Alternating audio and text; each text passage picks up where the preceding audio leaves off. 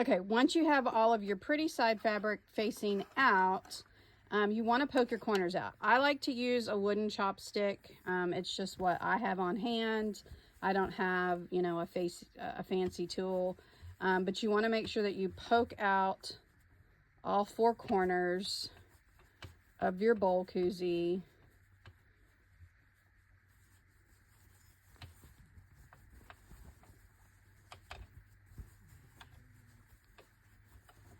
Using that wooden dowel, poke carefully. You don't want to poke all the way through the seam, but you want it to have just a little bit of a point, like that. Okay. And your bowl koozie is taking shape. Now you have your opening here, okay? And I like to kind of roll it inward. And again, personal preference, this would be where you pin it or clip it.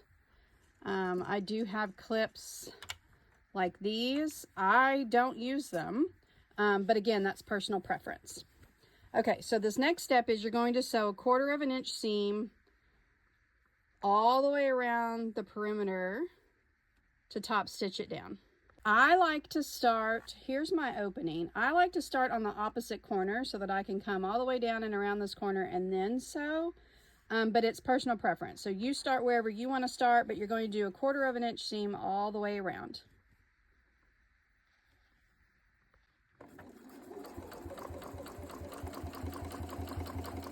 Go really slow around those corners because they tend to be really thick.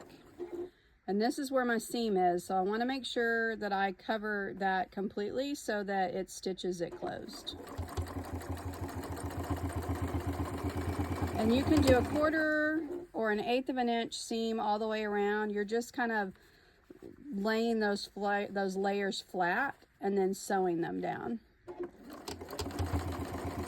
Again, going super slow on those corners because they are thicker. And then on these seams right here where everything met together, you need to make sure that you go slow so that you don't break your needle.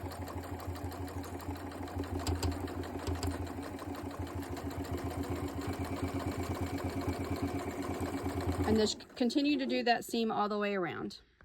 Congratulations, you've made a bowl koozie.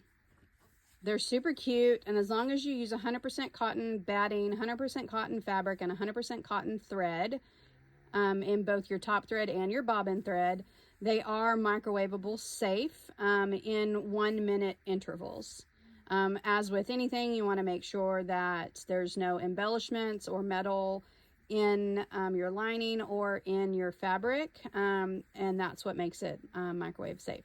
So if there are any other sewing tutorials that you guys would like to see, please drop a comment, let me know what you think, and cheers to 2026. Have a great day.